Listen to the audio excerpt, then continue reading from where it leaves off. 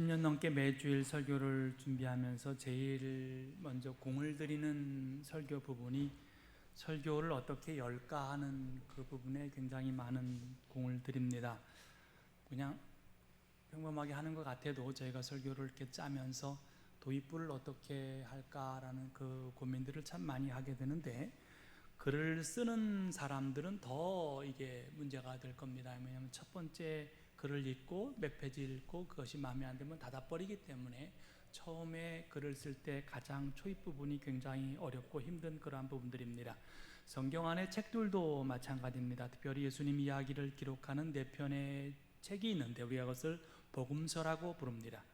이 4개의 복음서가 예수님 이야기를 하면서 서로 다른 방식으로 이렇게 글을 쓰거든요. 예수님을 설명하는 서로 다른 방식으로 글을 씁니다. 마태복음은 예수님의 족보로 시작을 합니다. 굉장히 특이한 그러한 부분이죠. 요한복음은 태초에 말씀이 계시니라 태초 이야기로 요한복음을 시작하고요. 누가복음은 데오빌라라는 사람에게 쓰는 헌정사로 시작을 합니다. 복음서가 끝까지 읽어보면 왜 그렇게 했는지에 대한 답을 주긴 합니다만은 서로 다른 방식으로 예수님과 하나님의 세계를 설명합니다. 오늘 누가복음도 그렇고 마가복음은 오늘 좀 특이하게 하나님의 아들 예수 그리스도의 복음의 시작은 이러하다라는 복음으로 시작을 합니다. 곧바로 세례 요한을 소개하지요. 세례 요한은 굉장히 특이한 인물입니다. 그 부모가 나이가 많이 들어서 이제 아이를 얻고 하나님께 바치게 되는 그러한 과정들이 있었고, 전혀 모릅니다. 이 어떻게 됐는지 전혀 모르는데 아마 학자들이 추측하기를 그 부모가 30년 동안 광야의 공동체로 보냈을 것이다 라는 그러한 추측들을 합니다. 왜냐하면 요한이 가지고 있는 그런 생각과 그런 언어가 그때 광야에 있었던 그러한 공동체의 언어를 사용하기 때문에 아마도 30년 동안 광야의 사막에 보내졌을 것이다 라는 그러한 이야기들을 많이 합니다. 30년 동안 무슨 일이 있었는지는 모르고요. 그런데 갑자기 그가 어떠한 계기가 있는지 모르겠지만 또 시간이 찼는지 모르겠지만 그가 30년에 있다가 갑자기 광야로 나오기 시작을 했습니다.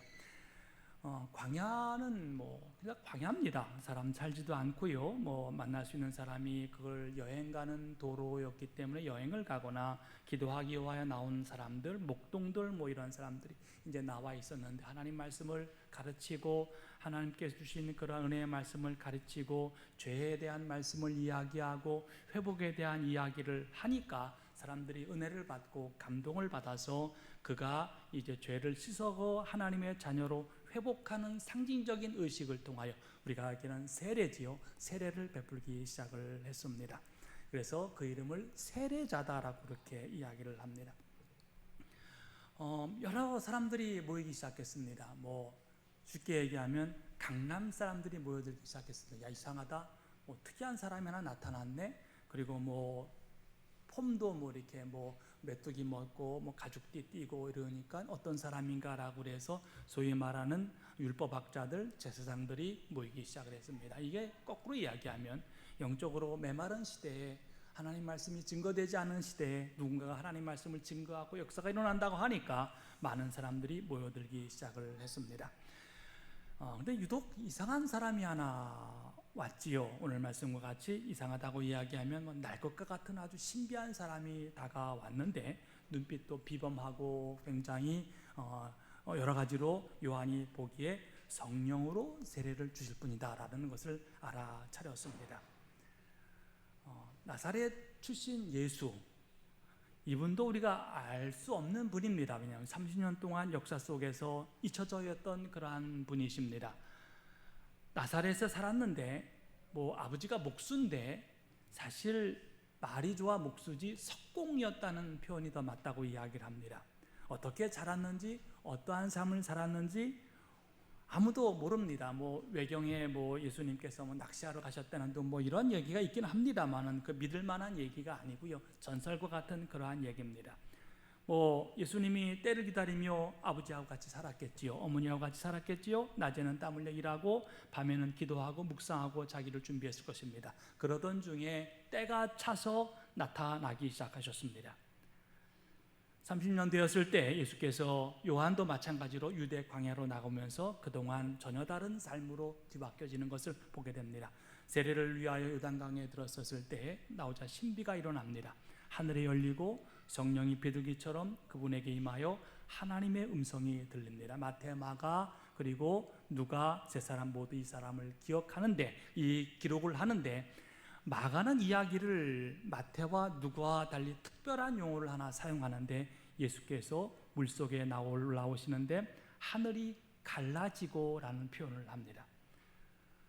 우리말 번역에 하늘이 갈라지고 라고 번역하는데, 이거 영어 성경이나 다른 번역본에 보면 하늘이 찢어져 열렸다라는 표현이 맞습니다. 갈라지고보다 찢어져 열렸다라는 그런 표현이 맞습니다. 우리가 정신불면증이라는 단어가 여기서 나왔다고 이야기를 하네요.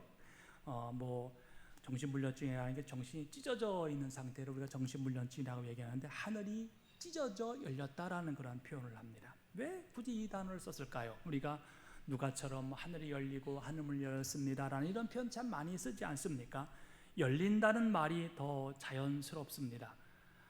열리게 되어 있는 거지요. 그런데 찢다라는 것은 굉장히 부자연스럽습니다. 왜냐하면 뭘 저절로 찢어지는 것이 아니라 내가 힘을 가해야 찢어지는 거기 때문에 그러합니다. 이 아픔이 있는 것이 찢어짐이지요. 찢는 사람도 아프고 찢기는 사람도 아픔이 있는 것이 그러합니다. 마가는 지금 복음이 시작되는데 하나님의 아들 예수 그리스도를 통하여 이루실 전 복음이 어떻게 시작되었는지를 기록하는데, 그 시작점이 세례 요한도 있었고 예수님도 있었고 또한 찢어짐이 있었다는 것이 있습니다. 찢어짐이라는 게 어떤 것인가요? 30년 동안 보금자리와 같은 그러한 공동체를 떠나 거칠고 황량한 유대 광야로 나오는 찢어짐입니다. 예수께서 석공으로 가족과 함께 소소한 행복을 누리던 그 집에 떠나 유대 광야로 나오는 그러한 찢어짐입니다. 예수께서 세례를 받으신 것은 하나님의 뜻을 위하여 그리고 인류를 구원하기 위하여 자신의 찢어짐에 내어주신 것입니다. 복음은 그렇게 시작되는 겁니다. 세례 요한과 예수님이 자신의 안락하고 편안한 삶으로부터 찢어내어 자신의 생명을 찢어서 이루어지는 믿음의 일로 복음은 시작합니다. 예수님께서 그렇게 자신의 생명을 찢어짐을 내어줌을 통하여 결단하였을 때 하늘이 응답합니다. 첫째, 복음은 자기의 자아의 찢어짐을 요청합니다.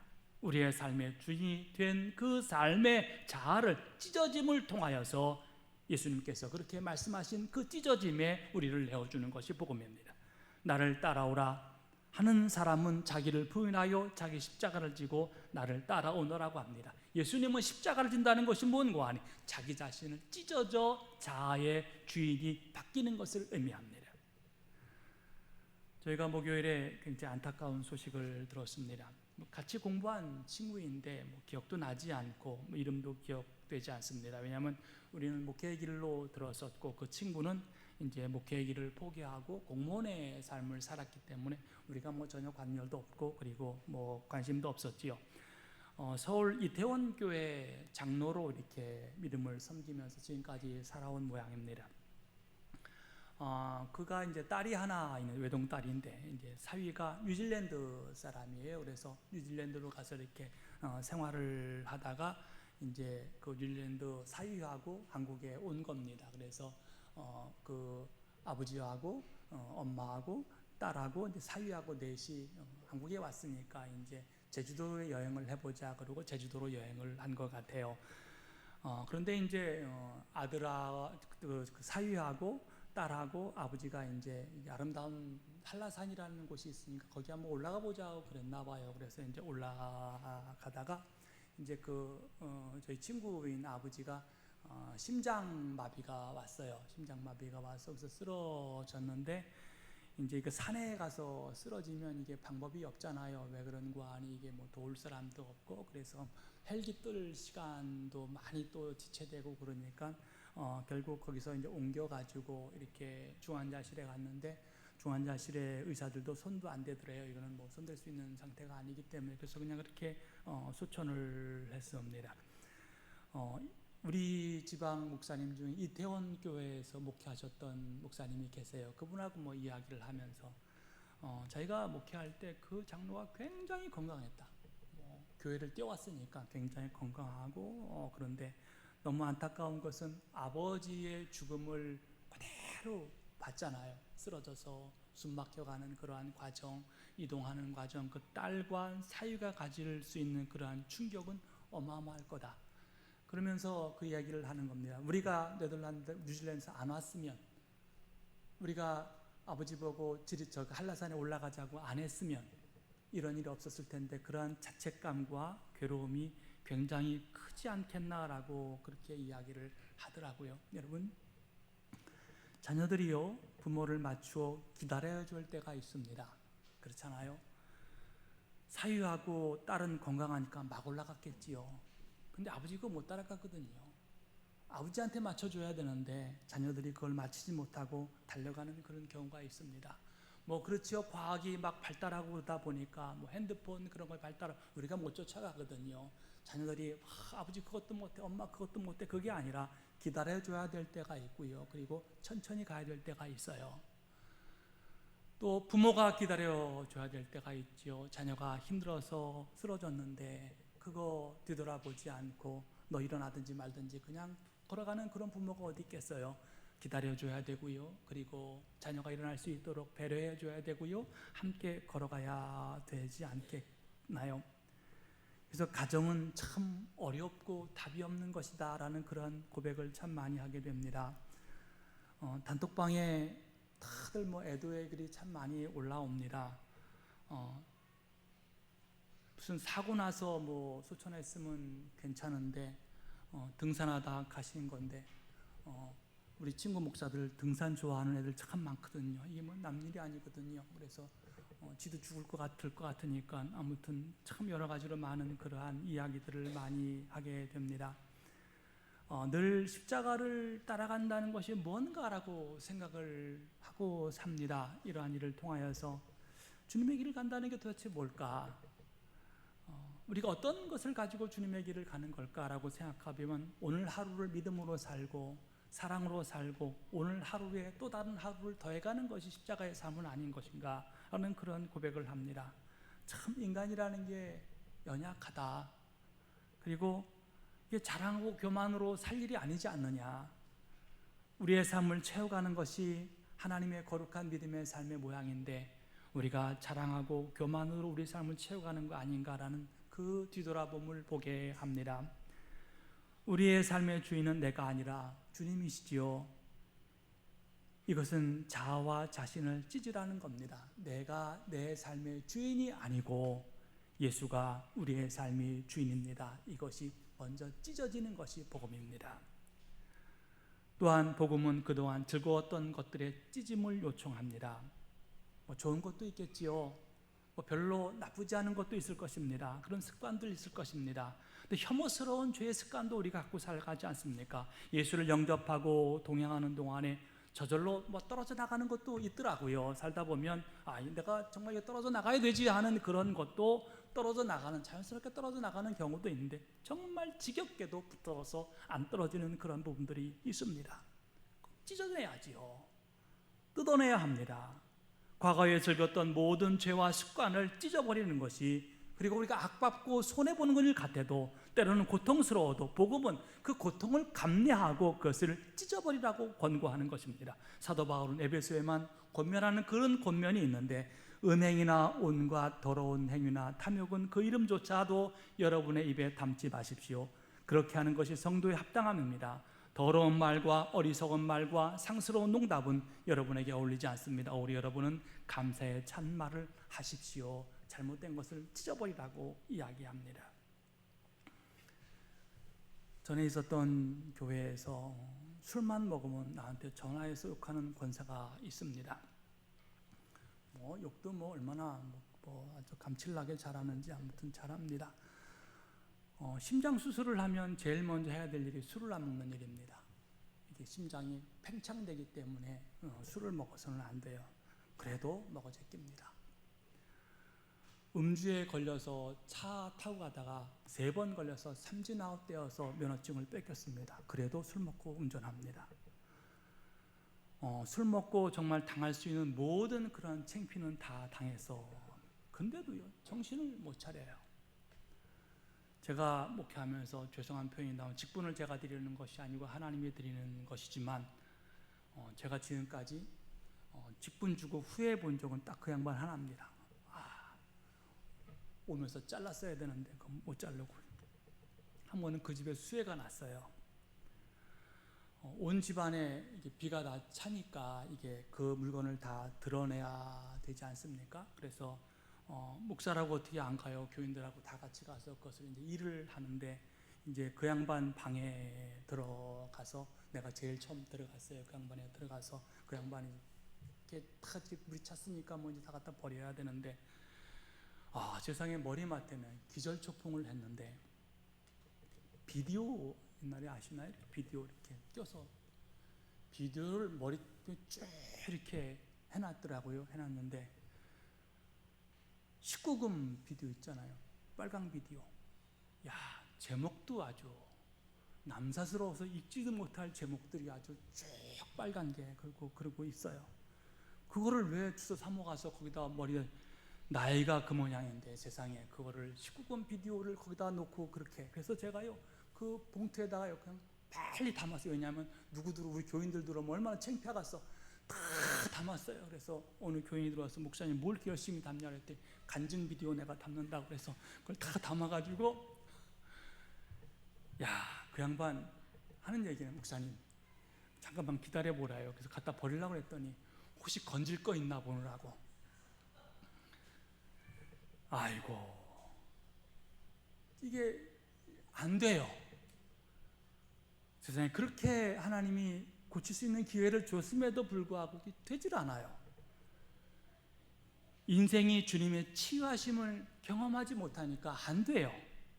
그분의 삶을 이야기를 내가 들어봤는데 참 어려워요. 얘 눈물 나요. 근데 자기만 아파요. 누가 그 부딪히면 너는 안 아프고 나만 아파요. 그걸 숨기기 위하여서 더 여러 가지 방식으로 더 이상하게 표현하고 왜 그런가 그 살아봤더니 주님의 복음이 나를 치유하지 못하기 때문에 그래요. 그 복음의 치유가 나를 치유해서 그것을 찢어져 버려야 되는데 세상에 3번 이게 술 먹고 그 차가 뒤집어졌으면 안 먹어야 되지 않나요? 그래도 또 먹어요. 무면허가지고 이게 복음이 나를 찢든 그 경험을 못 해보니까 하나님이 주신 기회고 하나님 주신 사랑이니까 그것을 찢지 못하니까 여러분 그 삶의 모양이 그렇게 돼요. 복음은요 우리를 찢어요. 잘못된 것을 찢어요. 불의한 것을 찢어버리고 믿음의 귀한 삶을 다시로 세우게 하십니다. 세 번째로 복음은 우리 자신을 찢음을 요청하십니다. 많은 사람들이 자신만을 위해 살아갑니다. 가족끼리 가족까지도요 자신을 위해 이용하는 그런 사람들도 있지요. 배우자 혹은 자녀를 찢어서라도 내가 살겠다고 달려드는 그런 사람도 있습니다. 그런 사람에 비하면 우리가 가족을 위하여 우리의 삶을 희생하고 우리를 찢는다는 거 감사하고 믿음의 귀한 길을 걸어가는 거죠. 그런데 한 걸음 더 나가서 여러분 믿음 안에서 이웃을 향하여 우리 자신을 찢어내는 것이 복음입니다. 에베소서 5장 1절 2절에 그러므로 여러분은 사랑을 받는 자녀답게 하나님을 본받는 사람이 되십시오. 그리스도께서 여러분을 사랑하시어 우리를 위하여 하나님 앞에 향기로운 제물로 자기 몸을 내어주신 것 같이 여러분도 사랑으로 살아가십시오 라고 사도 바울은 그렇게 얘기합니다. 하나님을 본받고 그리스도를 본받아 살라고 말씀하십니다. 우리의 구원을 위하여 당신을 찢으신 것처럼 우리도 이웃을 위하여 자신을 찢으라고 요청하십니다. 이웃을 향하여 찢는 것이 바로 사랑이라고 얘기하십니다. 그래서 사도 바울은 사랑으로 행하라라고 말씀하십니다. 사랑은 그 본질이 자신을 찢는 것입니다. 자학하는 것이 아니라요 자신을 찢어 세우는 겁니다. 예수 믿는 사람이 가장 큰 특징은 뭔가요? 기쁘다는 겁니다. 감사하다는 겁니다. 즐겁다는 겁니다. 왜냐하면 구원받았으니까 기쁘고 감사하고 좋은 겁니다. 그런데 나만 기쁜 것이 아니라 이웃도 기뻐하는 것이 그리스도인이고 그리고 우리가 믿음의 삶입니다. 다른 사람을 위하여 자신의 물질을 찢고 자신의 시간을 찢고 자신의 힘을 찢고 자신의 재능을 찢고 자신의 마음을 찢는 것이 그리스도인입니다. 아프지 않으면 찢는 것이 아니지요. 아프지 않으면 사랑하는 것이 아닙니다. 복음은 하나님 위하여 그리고 이웃을 위하여 아플 만큼 찢으라고 요청하십니다. 사랑하는 성도 여러분, 여러분 안에 복음이 있습니까? 하나님의 아들 육신을 입고 이 땅에 오셔서 우리를 위하여 당신의 모든 것을 찢어 완성하신 것이 복음입니다. 여러분 그것을 믿습니까? 그 복음을 인하여 여러분의 찢어짐을 우리가 받았는가? 예수가 우리를 위하여서 자신을 찢어서 복음으로 우리를 세우셨는데 그 복음이 나를 찢는가? 상처로 인해 찢겨진 마음, 그리고 인생으로 찢겨진 그 마음을 예수님께서 치유하여 주시고 그 피로 우리를 새롭게 회복하여 주셨습니다. 여러분 중에 복음의 은혜를 누리는 분들 참 많을 것입니다. 하나님께서 우리를 사랑하셔서 이렇게 우리를 도우시고 내가 내 삶이 아니라 내 삶을 찢어서 하나님의 거룩한 삶을 만들어 주셨고 내 자아가 내 자가 아니라 우리가 하나님이 나의 주인이 되셨습니다라는 그러한 믿음의 고백을 하며 은혜 가운데 걸어가는 분들 계실 것입니다. 그런데 옛 것을 못 찢어서 그 구습을 못 찢어서 예수 믿다 보니까 어떻게 잘라져 나가겠지. 예, 그럴 수도 있겠지요. 그러나 정말 징글징글하게 붙어서 나와 함께 하는 그러한 구습도 있습니다. 이것은 복음의 능력으로 찢어야 하는 것입니다. 예수 십자가의 능력으로 찢어야 하는 것이고요. 예수의 은혜로 찢어야만이 찢어지는 그러한 믿음의 삶입니다. 이제는 찢어버리는 믿음의 사랑을 이루가시기를 바랍니다. 어저께 잠깐 봤는데 우리 집사람이 무슨 새롭게 하소서를 보는 그걸 5분 10분 5분도 아닌가요? 봤는데 어느 목사님이 평생 살면서 아버지에 대한 원망을 갖고 살았다고 합니다. 아버지를 저주하고 근데 목사가 늘 언제나 고통받은 게 뭔가 아버지를 저주하고 살면서 내가 어떻게 복음을 이야기할까 그 고민에 이게 목회를 그만둬야 되나 그런 고통에 빠졌다는 겁니다. 그 이야기는 뭔가 자기 아버지가 엄마를 때리면서 물속에 이렇게 쳐박았대요. 쳐박고 발버둥 치는 거를 정확한 표현은 모르겠습니다. 하는데 아들이 그걸 이 목사가 쳐다보면서 어린 시절에 엄마가 빨리 방으로 들어가라 그래서 방으로 들어가서 너무 고통스럽게 잠을 들었다는 거예요. 근데 엄마가 이제 밤에 와서 쓰다듬으면서 손에다가 뭘 하나 줬는데 10,000원짜리 하나를 이렇게 포개가지고 그걸 쥐어줬다는 거예요. 그리고 엄마가 자살을 했다는 거예요. 그 아들이 그 돈을 보고 그 아버지를 평생 저주하며 사는 거예요. 전 사람도 아니다. 근데 이제 목회를 하면서 이게 걸린 거예요. 왜냐하면 나는 아버지 평생 저주하고 사는데 내가 어떻게 하나님의 말씀을 이야기하고 또 사랑하라고 이야기하고 그럴까라고. 그래서 그 상담 교수인데 거기 와서 이제 마지막 내가 결정을 하고 안 되면 나는 그만두고 이제 여기서 문제가 풀리면 이제 목회를 다시 하겠다. 그래서 그 상담하는 목사님은 잘 이제 치유가 되고 그 과정에 서로 껴안고 울고 그래서 용사가 되어 갔다라는 그런 이야기들을 쭉 하면서 그 상담 교수가 하는 얘기, 자기도 아버지를 싫어한대요. 저도 좋아하지는 않습니다. 근데 아무튼 우리가 걸린 문제들이 있잖아요. 우리가 저주하거나 그런 건 아니지만 우리가 믿음 살면서 우리 아버지가 저렇게 하면 안 되는데라는 것이 이렇게 가슴에 박혀 있을 때 그런 어려움 그런 부분들이 있거든 하거든요. 그 부분이 그 이야기를 해요. 평신도예요, 평신도인데 교회가 그것을 치유할 수 있습니다. 그게 저도 엄청난 부담이 되는 거예요. 교회가 치유할 수 있는 건가? 저 속에 뭘 담겨 있을까? 그리고 더 이상 보지는 않았어요. 더 이상 보지 않았는데 우리가 믿음 생활함을 통하여 오늘 복음의 그 이야기지요. 예수가 복음이 들어와야 이게 치유가 되는 거거든요. 도저히 용서할 수 없고 저주하는 그 사람조차도 복음이 우리 속에 들어오면 그것이 찢어져 나가고 새롭게 다시 살이 붙어서 용서하게 되고 믿음의 귀한 길을 걷게 하게 하시는 줄 믿습니다. 사도 바울이 이것을 사랑이라고 그래요. 하나님이 우리를 향한 사랑이고 우리가 나 자신을 위한 사랑이고 이웃을 위한 사랑입니다 라는 그러한 믿음의 고백을 하는 것을 보게 됩니다. 저와 여러분이 그 사랑으로 다시금 우리의 잘못된 것을 찢어버리고 마음이 아파 견디기 힘들겠지만 하나님의 사랑이 다시금 새살을 돋게 하고 믿음의 삶을 이루게 하실 줄 믿습니다. 여러분을 하나님께서 귀하게 세우시는 귀한 성도 되시기를 주님의 이름으로 축원합니다. 우리 기도하시겠습니다. 은혜로우신 하나님 감사합니다. 복음의 능력이 있어야 우리를 찢게 하게 하시고 새롭게 새살이 돋게 하십니다. 용서하게 하시고 그리고 다시금 믿음의 귀한 길들을 세우게 하십니다. 불의하고 잘못된 것을 잘라낼 수 있는 힘은 복음의 능력입니다. 예수가 우리를 사랑하여서 그 모든 것을 잘라냈듯이 주님 자신을 찢어 우리를 구원하셨듯이 우리도 그 믿음으로 우리의 삶을 찢어내어 아버지 세상을 사랑하게 하여 주시고 자녀를 사랑하게 하시고 이웃을 사랑할 수 있게 인도하여 주옵소서. 오늘 주신 은혜 감사드리오며 예수님 이름으로 기도드렸사옵나이다. 아멘.